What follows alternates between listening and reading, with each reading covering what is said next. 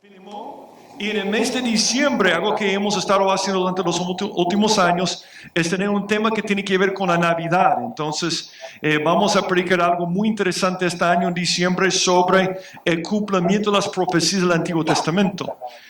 Yo les he dicho en muchas ocasiones que algo que realmente aumenta mucho mi fe es ver cumplimiento de profecía en la Biblia. Es el único libro que existe en todo el mundo que predice lo que va a pasar antes que suceda y nunca se equivoca. Entonces, yo creo que va a ser muy bueno el mes de diciembre hablando sobre profecías del Antiguo Testamento que se cumplieron con la primera venida de Jesús, y durante el mes de noviembre, Filemón.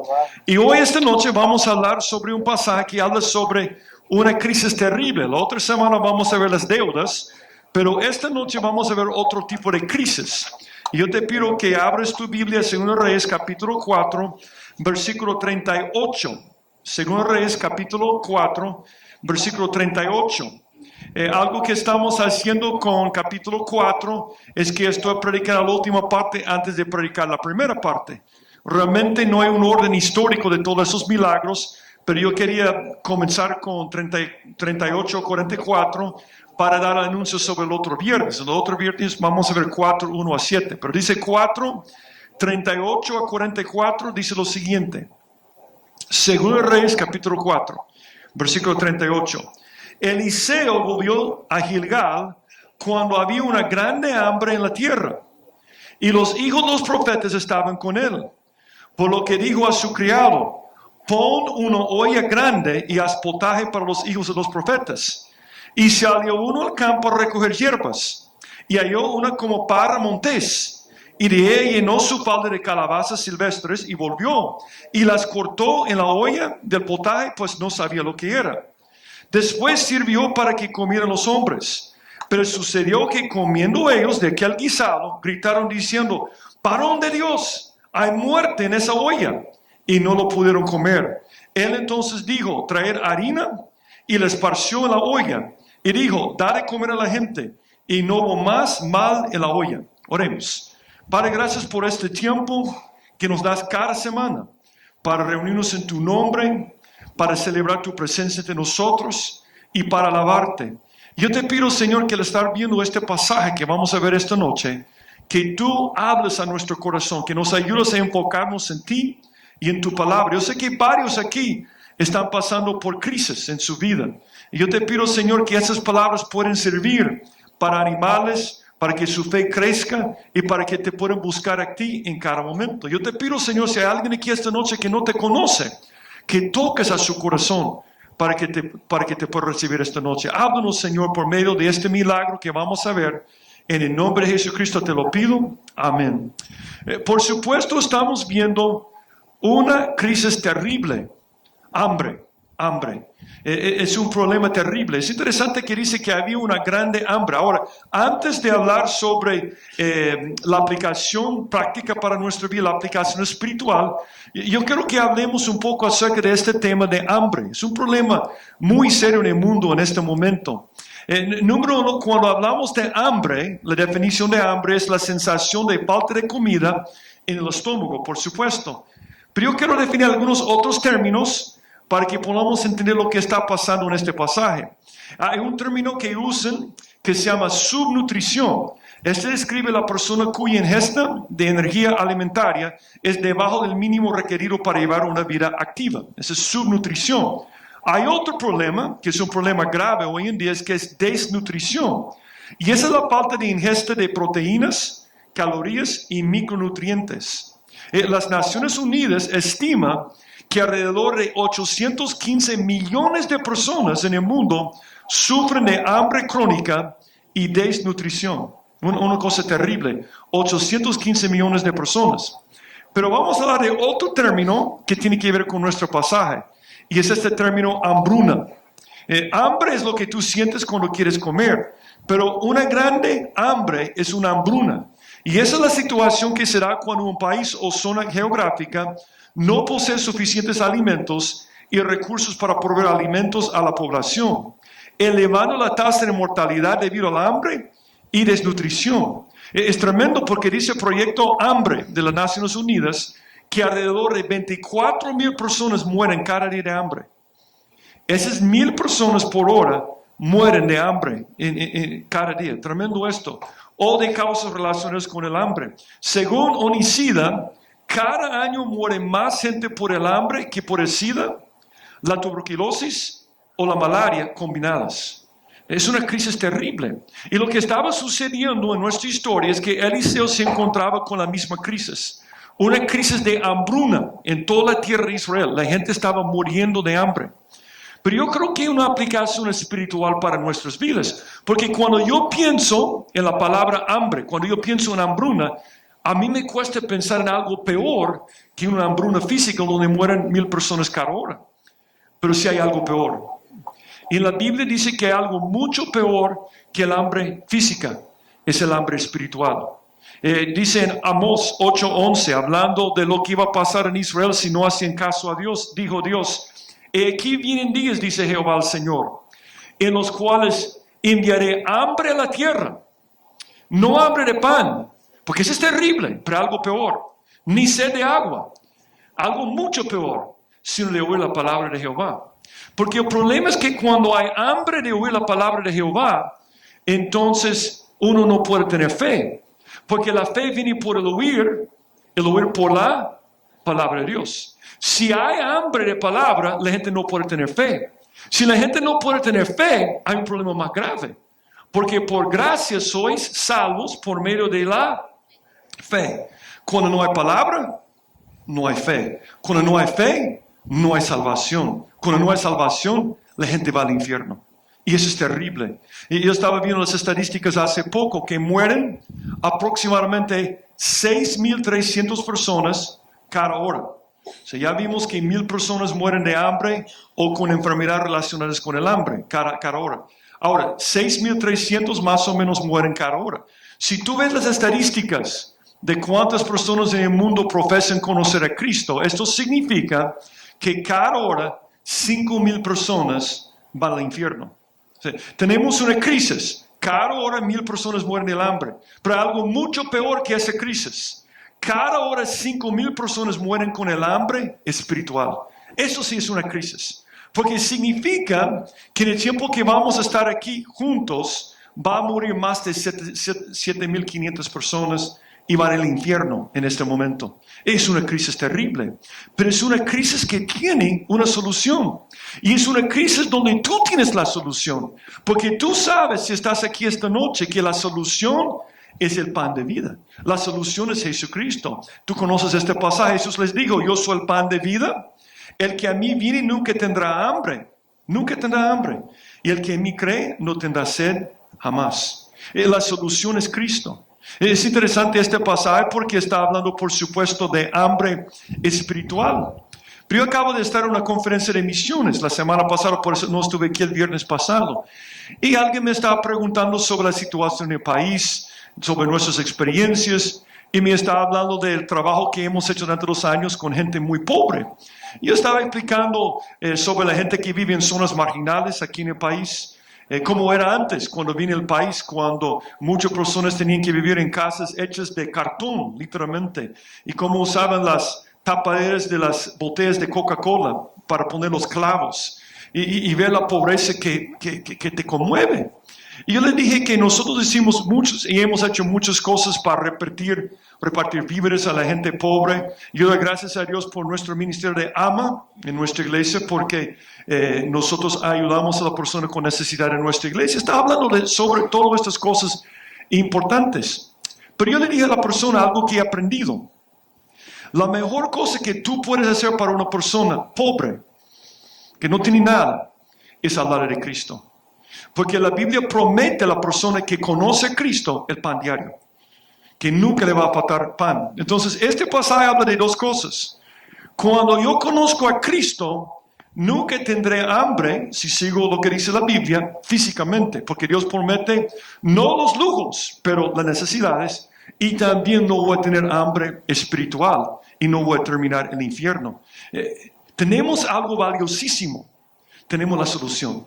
La solución para las personas que en este momento tienen hambre espiritual. Y la solución es Jesucristo. Ahora vamos a ver tres cosas de este milagro, tres cosas necesarias para que tú y yo podamos ser usados para resolver este problema de hambre espiritual en este mundo. Y vamos a sacar los principios de este milagro. Primer principio. Dice, Eliseo volvió a Gilgal cuando había una grande hambre en la tierra. Y eso es interesante. Y los hijos de los profetas estaban con él, por lo que dijo a su criado, pon una olla grande y haz potaje para los hijos de los profetas. A mí me llama la atención que ellos se encuentran con una hambruna, una grande hambre, y la primera cosa que dicen es que nosotros tenemos que comer primero. ¿Por qué dice esto? Bien raro, ¿verdad? Porque si tú estás pensando en cómo ayudar a la gente que tiene hambre, tú estás pensando, yo voy a darles de comer, pero dice, no, tú tienes que comer primero. ¿Sabes por qué? Porque si yo quiero ayudar a la gente con hambre espiritual, yo tengo que tener energía, yo tengo que tener fuerza, yo tengo que tener poder espiritual, en primer lugar. Por ejemplo, algo que yo he escuchado de muchas personas que trabajan con organizaciones de caridad, tenemos algunos en nuestra iglesia, ellos dicen que un problema para los directores o por los líderes es cuidar a la gente, porque si la gente se funde, no puede haber otras personas. Algunas personas ya quieren sin fuerza, sin energía. Y uno tiene que preocuparse como un líder de personas que ayudan en las organizaciones de caridad, que estén bien alimentados en cada momento. Si yo tengo comida para llevar a un grupo de personas que están muriendo de hambre y el camión quiere sin combustible, no puedo llegar. O sea, primeramente tengo que preocuparme por los que pueden llevar el mensaje a otras personas. Por eso dice Eliseo, vamos a resolver la hambruna, vamos a hacer algo aquí para ayudar a la gente. Pero primeramente ustedes tienen que comer, ustedes tienen que tener fuerza, tienen que tener poder espiritual. Yo creo que hay tres cosas que vemos aquí importantes para tener el poder espiritual. Número uno, necesitamos entender el porqué de la crisis. Es interesante porque dicen que él volvió a Gilgal. Y hemos visto que Gilgal es un lugar muy importante para los israelitas. De hecho, si tú te acuerdas, hace un mes aproximadamente, cuando vimos el mensaje donde iba a ser arrebatado Elías, vimos que ellos vinieron de Gilgal, fueron a Betel, a Jericó y después al río Jordán. Y aprendimos que Elías quería llevar a Eliseo a todos los lugares importantes en la historia de Israel, donde aprendieron lecciones espirituales muy importantes para que él pudiera servir al Señor. Es interesante porque Gilgal era importante no solamente para Eliseo por su experiencia con Elías, pero era muy importante para la nación de Israel. Es el lugar donde después de cruzar el río Jordán, después de entrar en la tierra prometida, que llegaron allá para celebrar la Pascua y circuncidaron a todos los hombres que habían crecido en el desierto. Y Dios cambió el nombre del lugar a Gilgal, porque Gilgal significa rodar. Y dice que ahí es donde Dios quitó el oprobio, o rodó el oprobio de Israel de ellos. Y tuvieron una gran celebración. Era un lugar muy importante para ellos. Pero a mí me llama la atención que un lugar tan importante como Gilgal, con una gran victoria espiritual, tenía hambre. Porque la razón por la cual tenía hambre es porque estaba en desobediencia. Dios había dicho en Deuteronomio 28, en otros pasajes también, Él dijo, por cuanto no serviste a Jehová tu Dios con alegría y con gozo de corazón, por la abundancia de todas las cosas, servirás por tanto a tus enemigos que enviare Jehová contra ti, con hambre, y con sed y con desnudez, y con falta de todas las cosas. Y Él pondrá yugo de hierro sobre tu cuello hasta destruirte. Un principio muy importante. Tenemos que entender este principio para entender cómo podemos ayudar a otros. En el Antiguo Testamento, cuando Israel estaba en desobediencia, los demás sufrían. Porque hay una gran hambruna en la tierra en ese momento, porque Israel estaba en desobediencia. Y es igual hoy en día. Cuando tú y yo estamos en rebelión contra Dios, no solamente sufrimos nosotros, los demás sufren también, porque no hay nadie para llevar el mensaje a otros. Se trata de algo mucho más grande que nosotros cuando no estamos bien con el Señor. Nuestra desobediencia a Dios produce hambre espiritual y otros sufren las consecuencias. Si tú estás mal con el Señor, los que están cerca de ti van a sufrir. De la misma forma que cuando Israel estaba en desobediencia, toda la tierra estaba sufriendo de esta gran hambruna. Entonces hay que entender esto primero. Pero número dos, hay que entender que nosotros tenemos que comer para poder compartir con otros. Él dice, pon una olla grande y haz potaje para los hijos de los profetas. Yo necesito comer para poder compartir con otros. Si yo quiero ser efectivo en mi trabajo como un creyente, en ayudar a otros, mañana a la mañana necesito pasar tiempo con el Señor en la palabra. Necesitamos desesperadamente maestros en nuestra iglesia. De hecho, me estaban diciendo que los jueves necesitamos más maestros de los ministerios infantiles. Voy a hacer el anuncio. Si tú estás dispuesto, tú que vienes los viernes a servir, necesitamos maestros o personas que puedan ayudar con enseñar a los niños los jueves. Hay una gran necesidad en nuestra iglesia de ayudar en discipulado, enseñando a niños, enseñando a adultos, enseñando a otras personas. Pero para ser efectivo en esos ministerios, tú tienes que estar dispuesto a alimentarte primero. Eso es muy importante. Si no pasamos tiempo con el Señor, leyendo la Biblia, aprendiendo, no vamos a poder alimentar a otros.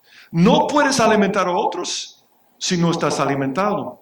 Yo acabo de venir a esta conferencia misionera y por tener que viajar muchas veces en el avión, hay un anuncio que siempre escucho y siempre está grabado en mi mente. Siempre cuando vienen las hermosas para dar sus instrucciones, el número uno dicen, yo quiero que todos pongan atención, y nadie pone atención, ¿verdad? Pero siempre intenten, ¿verdad? Pongan atención, por favor. Entonces comienza a dar las instrucciones de cómo abrochar un cinturón, todas las cosas que dicen. Pero una cosa que siempre dicen es que dicen si hay un cambio en la presión del avión. No dicen si el avión se está estrellando, ¿verdad? A mí me da risa, ¿verdad?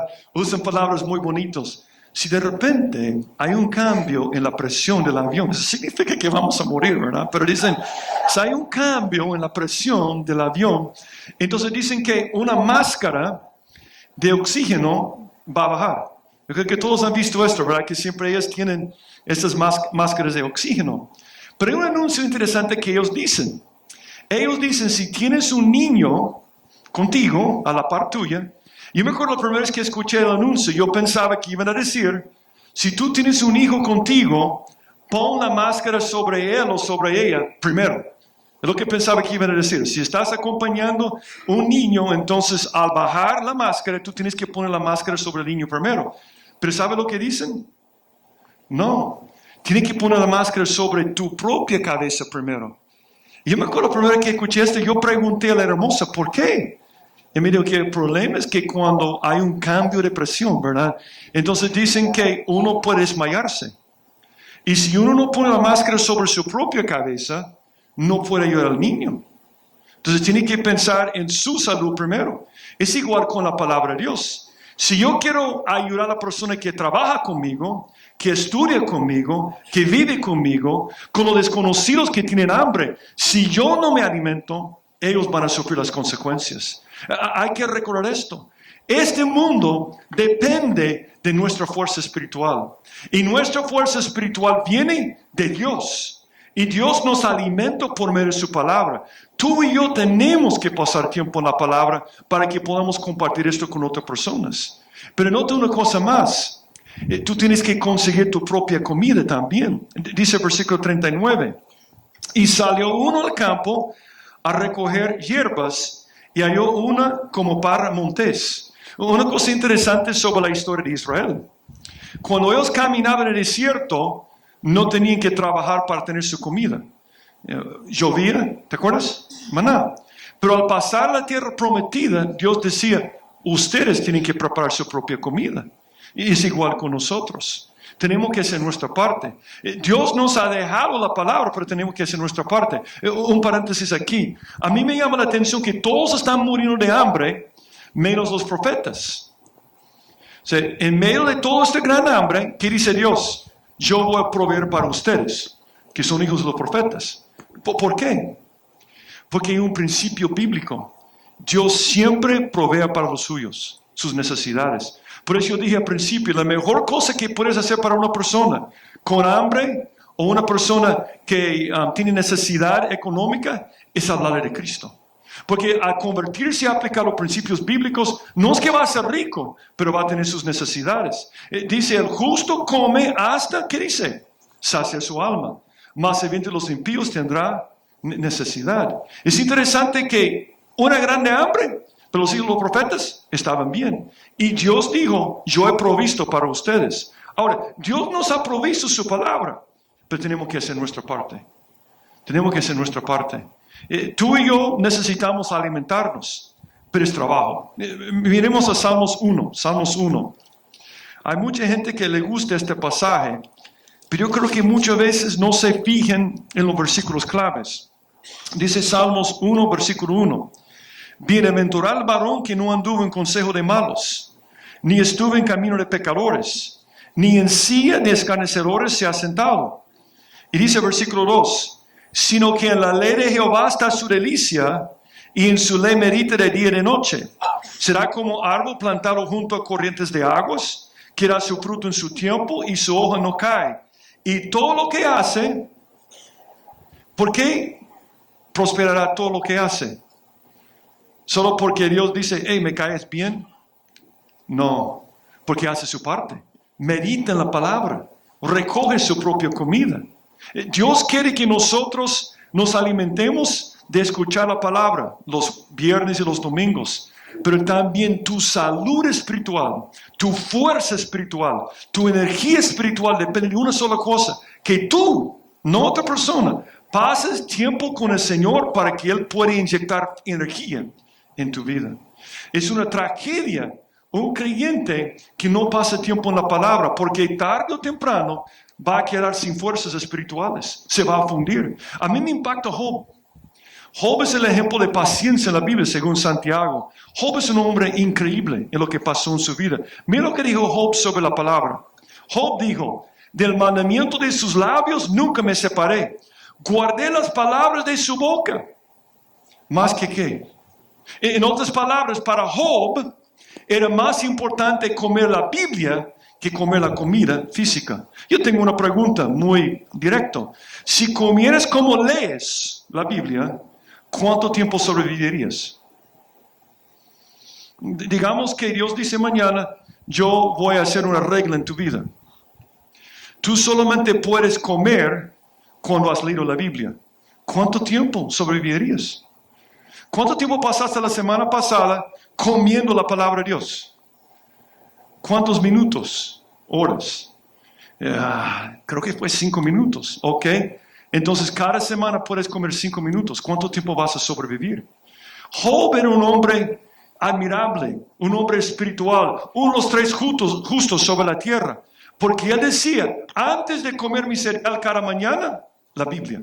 Esa es mi prioridad. Yo me levanto en la mañana y yo tengo que nutrirme espiritualmente antes de pensar en comida. Y por eso Dios podía usarlo. Y es algo que tenemos que tomar en cuenta si queremos impactar a otros, pero también si nosotros queremos tener poder espiritual. Si leyeras la Biblia lo suficientemente despacio para que un oyente pudiera oírla y entenderla, el tiempo de lectura sería 72 horas. Si yo comienzo a leer la Biblia ahora, en este momento, a la congregación de Génesis 1, así, ¿verdad? Eliseo volvió a Gilgal cuando había una grande hambre, me va a tomar 72 horas, si pueden aguantarlo, ¿verdad? 72 horas. Entonces voy a llegar a Apocalipsis.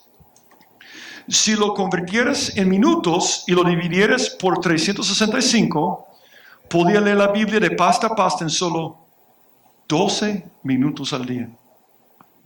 Mucho menos tiempo que el tiempo que tomamos para comer comida. No sé si están de acuerdo conmigo. Debe ser una prioridad, no solamente para nuestra vida, pero para el mundo que está muriendo de hambre y está yendo al infierno. Mi pueblo fue destruido, no porque le faltó comida. No dice eso, ¿están de acuerdo conmigo? Mi pueblo fue destruido porque le faltó conocimiento de la palabra de Dios. Mi pueblo de El Salvador está siendo destruido porque le falta conocimiento. El problema más grande en el país, en San Salvador, es falta de conocimiento. Eso es lo que arruina y destruye un lugar. Y estaba escuchando durante estas semanas algo sobre la historia de la teología en Alemania. Y yo lo menciono porque Alemania En el siglo XVI era conocido como el país en todo el mundo donde salía la palabra de Dios. Alemania era un lugar increíble. Has oído Martín Lutero, pero estoy hablando de otros también. Era el lugar donde comenzó la reforma. Es el lugar donde comenzaron a predicar la palabra de Dios, comenzaron a traducir la Biblia en otros idiomas y salieron por todo el mundo predicando la palabra. Alemania. Pero en el siglo XIX comenzaron a llegar teólogos a los seminarios que decían, la Biblia no es la palabra de Dios. La Biblia es un libro muy bonito, pero tiene muchos cuentos de hadas. Y uno debe leerlo porque es muy precioso, pero no es la palabra de Dios. Y lo que pasó en Alemania es que es un país de donde salía la palabra de Dios, se convirtió en un país que tenía nada que ver con la palabra de Dios. Y vino un loco que se llama Adolfo Hitler y fue apoyado tanto por los católicos como por los protestantes, porque no tenían palabra, tenían religión, iban a la iglesia, pero lo que destruyó a Alemania en ese momento fue que le faltó conocimiento. Es la peor cosa que puede pasar a una familia. Es la peor cosa que puede pasar a una nación. Por eso cuando Cristo estaba aquí en la tierra, reservaba sus palabras más directas y más duras para un solo grupo: los falsos maestros. Porque él entendía que es terrible un pecado en una familia, pero falta de palabra es fatal. Destruye, mata. Es una crisis terrible. Y dice, por cuanto desechaste el conocimiento, yo te echaré del sacerdocio. Eso es tremendo. Oye esto, papás. Y porque olvidaste la ley de tu Dios, también yo me olvidaré de tus hijos. ¿Quieres destruir a tus hijos? Tengo una fórmula segura. No te alimentes de la palabra de Dios todos los días. Es lo que dice la Biblia. Si estás desnutrido, espiritualmente, no puedes alimentar a otros. Ese es el primer principio. Segundo principio, dice en versículo 39, y salió uno al campo a recoger hierbas, y halló una como parra montés, y de ella llenó su falda de calabazas silvestres, y volvió, y las cortó en la olla del potaje. Y yo siempre me pregunto, ¿por qué hizo la última parte? Oye lo que dice, casi es chistoso. Dice, pues no sabía lo que era. No sabía lo que era. Eso es tremendo. ¿Cómo es que una persona va a meter comida y no sabe lo que es? El equivalente sería ir al bosque en esos días y encontrar un montón de hongos y decir, no sé qué son, lo voy a meter en un guisado esta noche porque no sé qué son. Es una locura, ¿verdad? El problema con este hombre que salió es que no tenía discernimiento. Y yo creo que el problema es que tenía mucha hambre, ¿verdad? Y yo los primeros años que salía a los Estados Unidos, para regresar a los Estados Unidos para una conferencia de misiones, y mi esposo no me acompañaba, mi esposa siempre me decía, mira, te voy a dar una lista. Y mi esposa es cosa seria, ¿verdad? Cuando me da una lista me da fotos y todo para que no me equivoque. Pero él me dijo, cuando vayas al súper, no vayas con hambre. Dice, ¿por qué? Es que cuando uno tiene hambre, compra cualquier cosa. Si tú vas esta noche con hambre a Super Selectos, todo se ve rico. Hey, este chuco en polvo, riquísimo, yo lo voy a comprar, ¿verdad? Cualquier cosa, uno lo agarra y dice, este va a ser rico porque tienes hambre. Yo creo que el problema con este hombre que tenía tanta hambre, que estaba dispuesto a recoger cualquier cosa que estaba allí y comerlo. Segunda cosa necesaria, prudencia espiritual. Prudencia, no solamente poder, prudencia, discernimiento. Si queremos resolver la hambruna espiritual, no podemos comer cualquier cosa que nos apetece. Tenemos que ser prudentes. ¿Están de acuerdo conmigo? Algo que me da risa en estos días es ver a todos mis nietos crecer, porque ahora me acuerdo del proceso de mis hijos.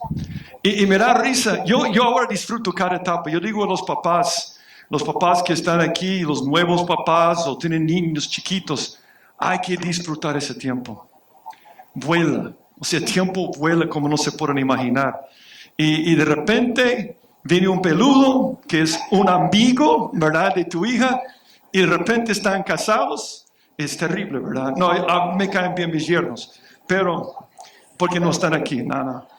Pero me caen bien porque nos dieron nietos. Pero a mí me da risa ver el proceso de los niños, porque ahora estoy apreciando cada etapa de los niños. Y hay un momento donde el niño comienza a gatear. Y cuando comienza a gatear, cualquier cosa en el piso es comida. ¿Están de acuerdo conmigo? A mí me impacta esto. Los niños están gateando. No voy a gatear porque no me van a ver quizás, pero están ahí gateando. Y yo no sé cuántas veces he visto uno de mis hijos, mis nietos hacer esto. Están caminando y ven algo.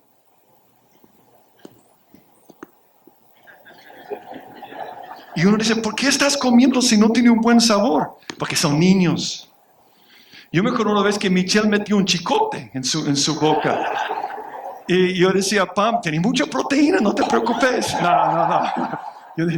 Pero yo he visto a algunos niños agarrar chicle. Que alguien ha botado chicle que está en el suelo, el niño lo mete en su boca. ¿Cómo son capaces de meter cosas en su boca? Porque son niños. Pero yo voy a decir algo peor que un niño metiendo basura en su boca, un creyente que mete cualquier cosa en su mente. Eso es peor, porque tiene consecuencias más terribles en su vida. No sé cuántas veces viene alguien a la iglesia y me dice, hermano, ¿oíste lo que dijo fulano en un mensaje en la radio? Yo digo, no, yo no le escucho. Él dijo tal cosa. Y yo siempre digo, ¿por qué le escuchas entonces? Es como meter chicle en tu boca de otra persona. Es como meter basura.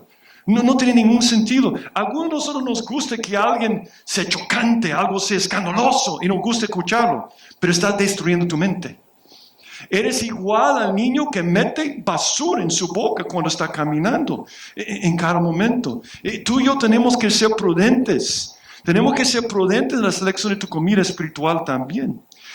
Hay que tener cuidado con varias cosas. Número, hay que tener cuidado con la procedencia de tu comida. Ahí está el problema con el profeta. Dice en versículo 39. Y salió uno ¿a dónde? Al campo. ¿Quién le dijo que fuera el campo? Nadie. Es interesante que el campo en la Biblia, esto vimos hace poco en Cantar y Cantares, pero el campo en la Biblia es un cuadro del mundo. Dice, el campo es el mundo, la buena semilla son los hijos del reino y las cizañas son los hijos del malo. De la misma forma que era una locura ir al campo y recoger comida que no conocía, es una locura cuando un creyente va al mundo para recibir sus ideas y filosofías. La palabra olla en la Biblia representa donde uno mete sus filosofías, sus ideas y las cosas que le gustan. Dice en Colosenses 2:8, mirad que nadie os engañe por medio de filosofías y huecas sutilezas, según las tradiciones de los hombres, conforme a los rudimentos del mundo y no según Cristo. De la misma forma que tenía que tener cuidado de ir a un campo que no conocía, hay que tener cuidado de nutrirte, alimentarte de las cosas del mundo. Aunque puedes encontrar algunas buenas ideas fuera de la Biblia, si te alimentas ahí todo el tiempo, eventualmente te volverás espiritualmente desnutrido. No hay nada malo con ver la televisión, que pasar tiempo en Facebook, en Twitter, en Instagram, en leer otros libros. No hay nada malo de esto, pero el problema es el creyente que solo come de esto y no tiene la fuerza espiritual porque no está comiendo de algo que puede llenarle y darle fuerza para que pueda compartir la palabra con otras personas. Hay que tener cuidado con la procedencia de tu comida, pero también con las propiedades de tu comida. Dice aquí, en versículo 39, y halló una como parra montés, y de allí llenó su falda de calabazas silvestres, y volvió y las cortó en la olla de potaje, pues no sabía lo que era. Un problema con las calabazas es que las buenas se parecen a las malas. Un problema con ir a un lugar cuando tienes mucha hambre es que las cosas que pone Satanás se parecen a las cosas de Dios. Satanás siempre imita. Satanás tiene apóstoles, tiene profetas, tiene hermanos, falsos hermanos, tiene una iglesia, tiene doctrinas, tiene enseñanzas, y tú y yo tenemos que tener cuidado. El problema es que muchas veces, por no nutrirnos de la Biblia, tenemos tanta hambre que somos la persona que está haciendo compras y recibimos cualquier cosa. Hay que tener cuidado con lo que está escuchando. Hay que no solamente revisar de dónde viene, pero qué están diciendo exactamente. Dicen que probablemente él encontró una calabaza que está en esa parte del mundo. Esta calabaza aquí, yo iba a poner la palabra arriba, perdón, se llama colonquíntida. colonquintidad. Es interesante porque se parece como algo bueno, ¿verdad? Pero ¿quién en su mente sana va a meter esto en un guisado para su familia? Va a revisar las propiedades primero. Entonces él viene y dice, yo voy a poner esto, pero no revisó lo que tenía. Y muchos hermanos en Cristo meten errores y locuras en lo que enseñan a otros y lo que enseñan a sí mismos. Cuando te das cuenta de una enseñanza venenosa, tienes que advertir a otros. Es lo que dice en versículo 40.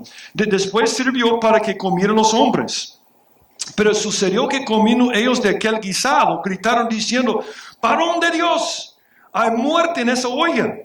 Y no lo pudieron comer. Ahora, ¿cómo se dio cuenta que había muerte en la olla?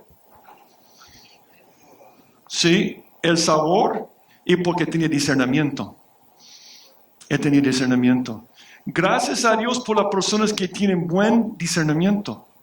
Porque hubiera muerto quizás. Dicen que esta calabaza, si fue esta calabaza, dice que es un purgante fuerte que daña la mucosa intestinal y puede causar desangramiento hasta la muerte.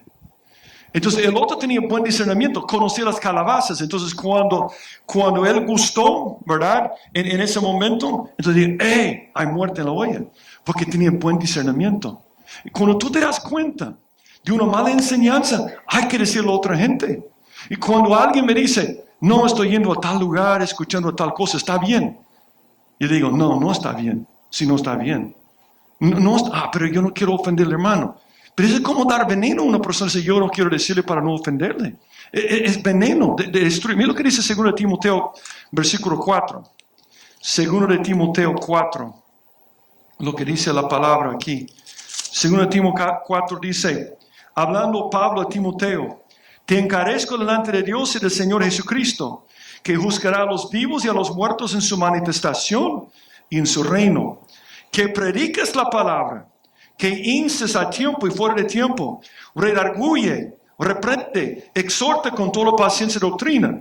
Y mira lo que dice, el por qué. Porque vendrá tiempo cuando no sufrirán la sana doctrina, sino que teniendo comezón de oír, se amontonarán maestros conforme a sus propias concupiscencias. Y apartan la verdad, el oído, y se volverán las fábulas. Yo quiero proponer que vivimos en esos días y que Dios está llamándonos para nutrirnos de la palabra, alimentarnos y compartir con otros. Hay un momento cuando debe decir a tu vecino, a tu amigo, a tu esposa, a tus hijos, hay muerte en esa olla. Lo que tú estás escuchando, hay muerte, te va a destruir a tu familia y todos los que están cerca de ti. Es la peor cosa que puede pasar a una persona, es caer en la falsa doctrina. Y algo que tenemos una gran necesidad en nuestra iglesia para personas que están dispuestas a discipular. Y tú has visto que es algo que enfatizamos mucho en la iglesia, la enseñanza de la palabra. Yo estaba diciendo anoche que a veces cuando predicamos la Biblia, yo me siento mal. Yo digo, Julio, este fue un pasaje pesado. Y por ejemplo, cuando predicamos Malaquías, dice, ¿y por qué lo estás predicando? Alguien me dijo, hermano, eso de cantar y cantar es que difícil porque ha sido muy difícil, muy doloroso, porque yo pienso en los errores que he cometido en mi matrimonio y yo pienso que es difícil. Entonces uno reacciona, ok, Julio, quizás no debemos predicar cantar y cantares, ni Malaquías. Solo mensajes positivos, ¿verdad? Solo vamos a predicar 1 Corintios 13, 1-6 cada semana, ¿verdad? Pero después uno dice, no. Si tú amas a una persona, le dices la verdad y hay muerte en la olla. Hay que predicar, cantar y cantares para ver cómo debe ser el matrimonio. Hay que predicar sobre el infierno para que la gente no vaya a este lugar. Hay que alimentarte de estas cosas, porque este mundo necesita de la verdad. Y en nuestra iglesia necesitamos que tú crezcas en tu relación con el Señor. Yo quiero animarte, si no estás en el proceso de discipulado, que después de terminar este culto, que vayas al centro de información y te inscribes. Nosotros hacemos esto porque creemos que la necesidad más grande es fuerza espiritual que viene de la palabra de Dios. Y nuestra congregación necesita personas que quieran discipular y enseñar a otros. Yo doy gracias a Dios por nuestra congregación porque hay muchos que lo están haciendo cada semana. Dice en Hebreos 5:13, y todo aquel que participa de la leche es inexperto en la palabra de justicia, porque es niño. Algunos dicen, no hermano, muy pesado esto. No, yo no quiero escuchar Apocalipsis, es demasiado profundo. Van a predicar el Antiguo Testamento muy profundo. Y si eso es tu vida, está bien. Pero tienes que entender algo. Nunca vas a tener discernimiento. Nunca. Siempre vas a ser como el niño que agarra cualquier chicle y lo mete en su boca. Porque dice aquí, pero alimentos sólidos para los que han alcanzado madurez, para los que por el uso tienen los sentidos ejercitados, ¿en el qué? Discernimiento de bien y de mal. ¿Sabe lo que produce discernimiento en tu vida? Discernimiento para tomar decisiones en tu trabajo, en tu familia, en tus estudios, en tu matrimonio. La palabra de Dios. La palabra de Dios. La persona que lee libros sobre matrimonio que son muy lindos y muy bonitos, qué bueno, te felicito. Pero si no tienes la palabra, no vas a tener el discernimiento. Ahora, nota lo que pasa aquí. Entonces dice el versículo 41. Él entonces dijo, traer harina, y le esparció en la olla. Y dijo, da de comer a la gente. Y no hubo más mal en la olla. Ahora, ¿qué sucedió aquí? ¿Será que harina puede contrarrestar los efectos de esta calabaza? No, es un milagro. Eso es un milagro. No puedes explicarlo científicamente. Algunos tratan de explicar científicamente que la harina es un antídoto. Gracias.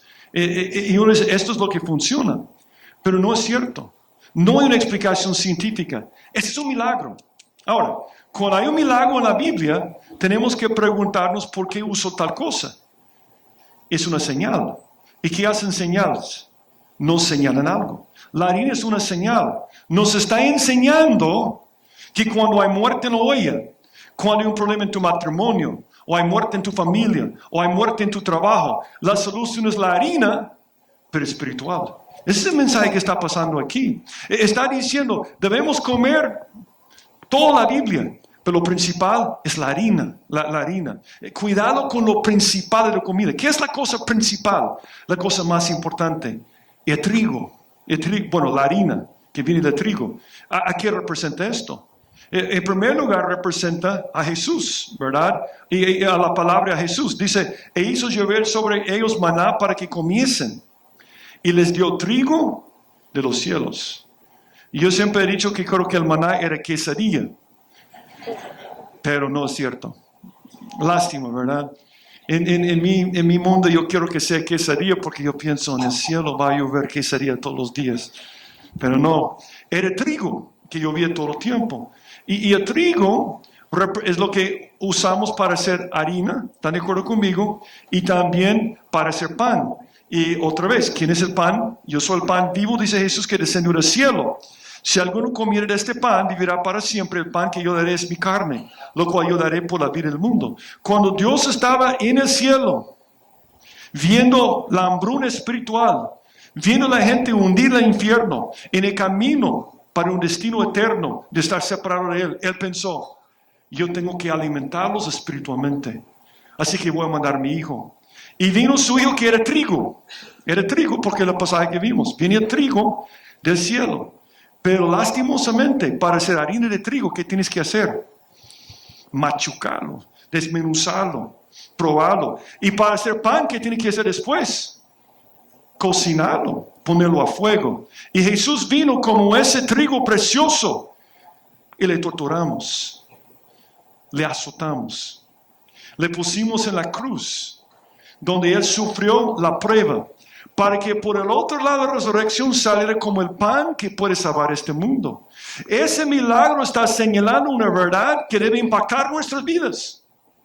Cualquier matrimonio con muerte en la olla, cualquier familia con muerte en la olla, cualquier lugar con muerte en la olla necesita de una sola cosa, Jesucristo y su palabra. Porque cuando llegue Jesucristo, cambia todo, cambia todo. Nota que no sacó las calabazas. Dejó las calabazas venenosas, porque no importa. Si llega Jesús, eso transforma todo.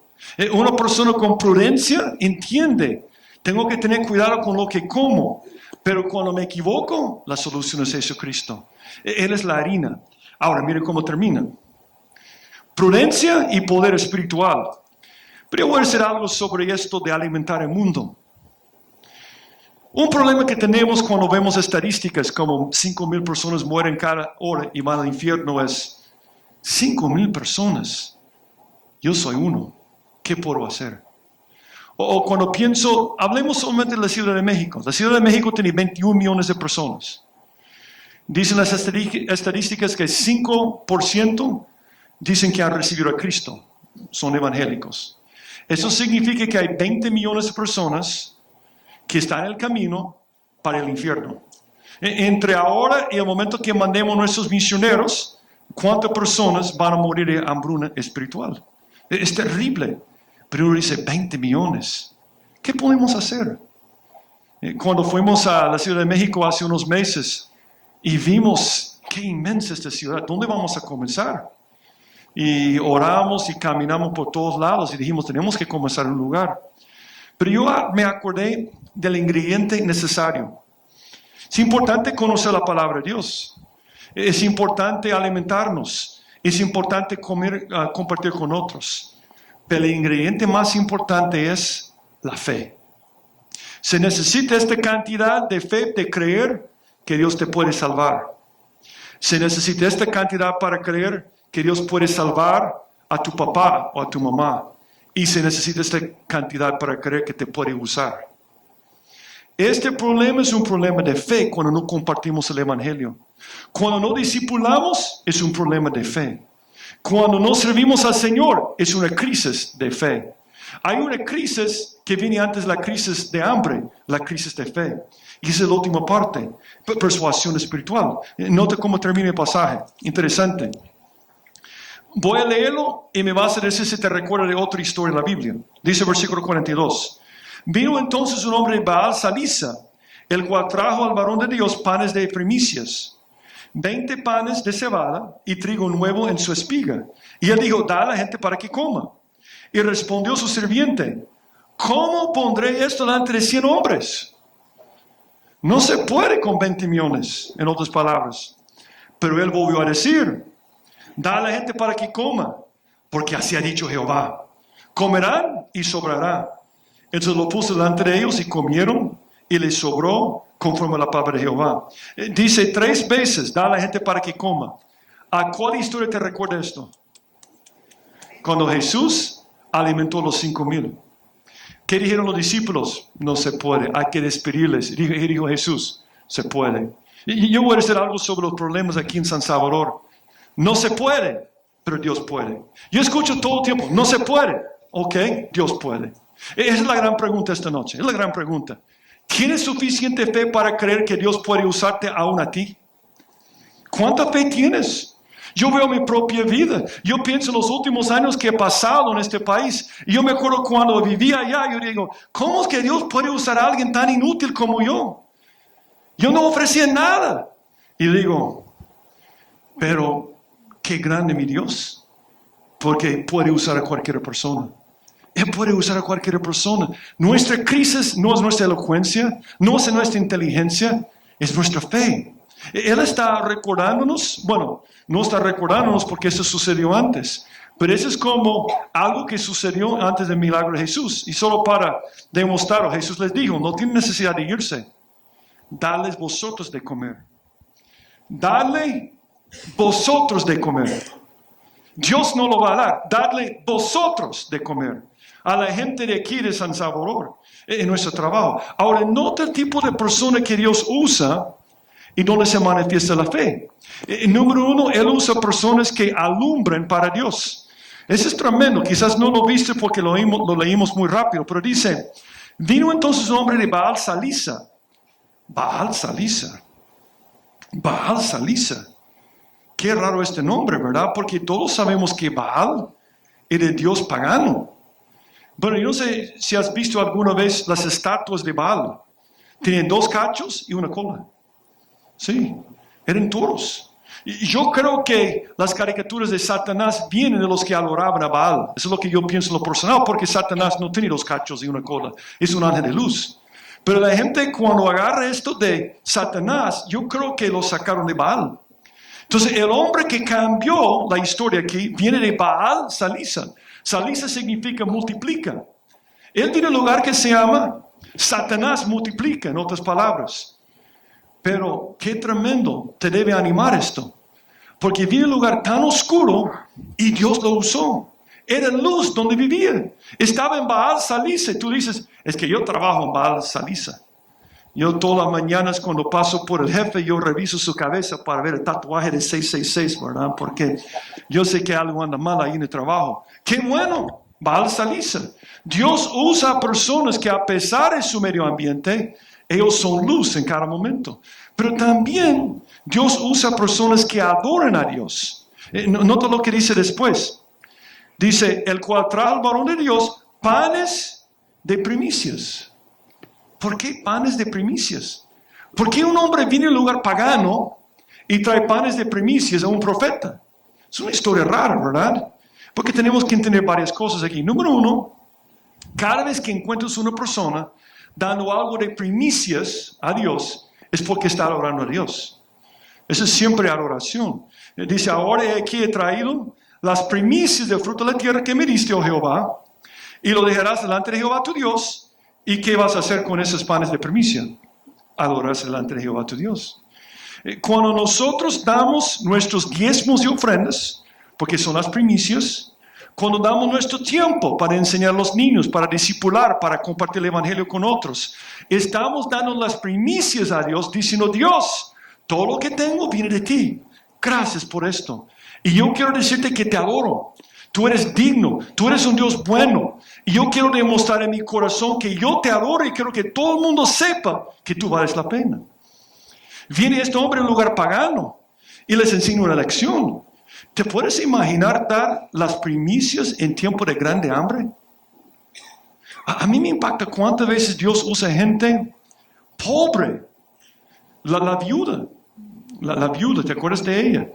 ¿Te acuerdas de Macedonia? Cuando Jerusalén estaba muriendo de hambre, ¿cuál iglesia usó? ¿O cuáles iglesias? La región más pobre.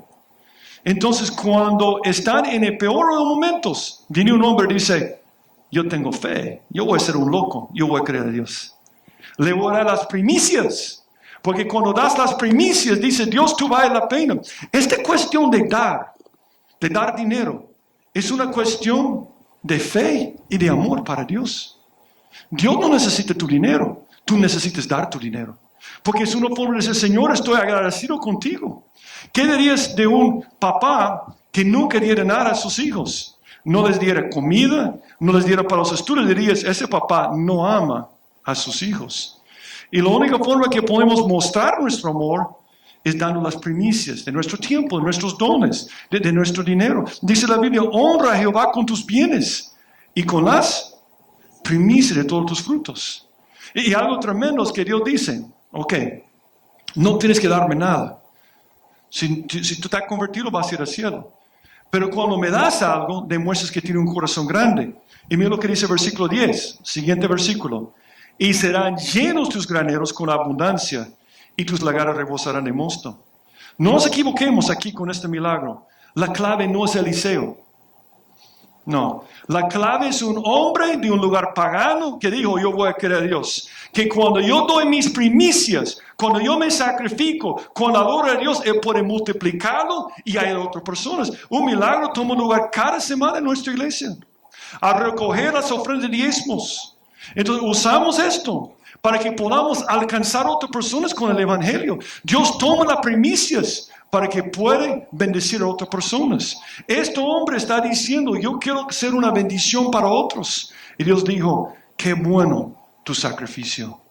Tremendo, porque si tú te conviertes, Dios te promete lo necesario. Pero cuando eres generoso, mira lo que dice la Biblia, el alma generoso será prosperada. Cuando hay pobreza, puedes estar seguro de algo. No hay generosidad. Si tú quieres hundir tu familia en pobreza, no des. No pienses en otros. No te sacrifiques por otros.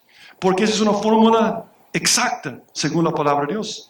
Y el que saciare, él también será asaciado. Entonces Dios usa a las personas que, número uno, alumbran para Él. Número dos, que le adoran. Pero número tres, los que acatan a Dios. Los que obedecen.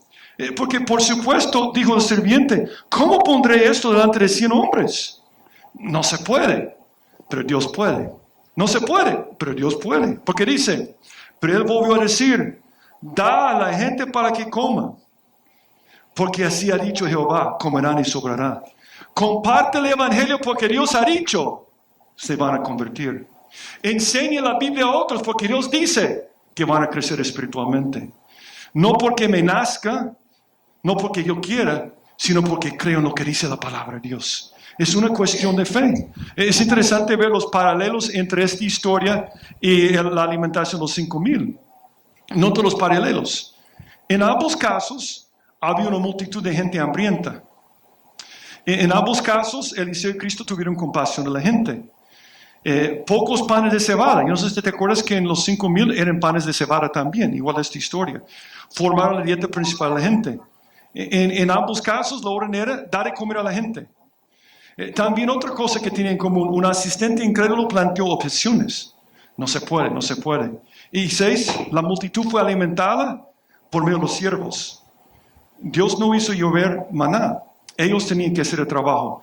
Dios quiere que el mundo le conozca y tenga su hambre suplida, pero Él no lo hace directamente, lo hace por medio de nosotros. Y en ambos casos había un sobrante de comida.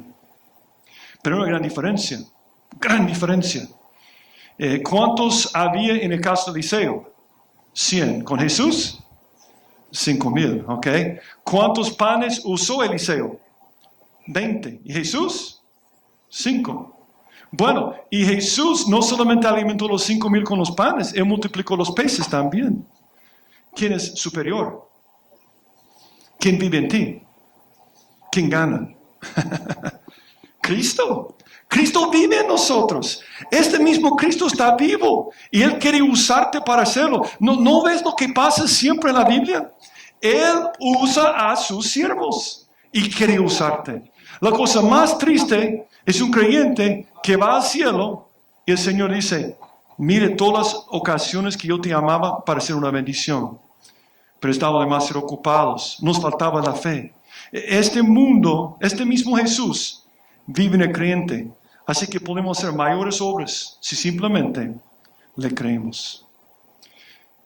Estamos en crisis, hay una hambruna espiritual y es terrible. La gente está muriendo yendo al infierno. Una crisis terrible. Y Dios no tiene plan B. Tú eres plan A, B, C y D. Sus siervos. Biblia. ¿Qué necesitamos? Poder espiritual. Necesitamos alimentarnos primero. Pero prudencia, discernimiento para saber qué comer y de dónde va a venir nuestra comida. Y número 3, fe. ¿Crees tú que Dios te puede usar durante el resto de este año, de aquí hasta el 31 de diciembre, para hacer un impacto en la vida de una persona? Piensa en una persona, solo una persona. Dios me va a usar durante el resto de este año para dar comida espiritual a esta persona. No se puede, yo sé que no se puede, pero Dios puede. Dios puede por medio de ti. Oremos. Padre, gracias por tu palabra, porque es comida. Gracias porque es la única cosa que nos da fuerza y energía. Y yo te pido por cada persona aquí que está en este lugar, que puedes convencernos de la necesidad de alimentarnos de tu palabra todos los días. Que hagamos esa disciplina de un tiempo devocional. Y te pido, Señor, que nos des discernimiento para que no estemos comiendo las fuentes equivocadas. Y sobre toda la cosa, Señor, yo te pido que aumentes la fe de cada uno de nosotros que estamos aquí presentes, Señor, para que nos puedas usar. Nosotros entendemos que no se puede ayudar al país, no se puede ayudar a otras personas, pero tú puedes, Señor, y queremos ser usados por ti, queremos ser canales, queremos ser tus siervos. Y yo te pido de esta congregación que levantes más siervos, dando de comer a la gente que necesita de tu palabra. Y Señor, si hay alguien aquí esta noche que no te conoce, una persona que no puede dar a otros de comer porque no tiene esta relación personal contigo, yo te pido que toques a su corazón para que te pueda recibir. En el nombre de Jesucristo te lo pido.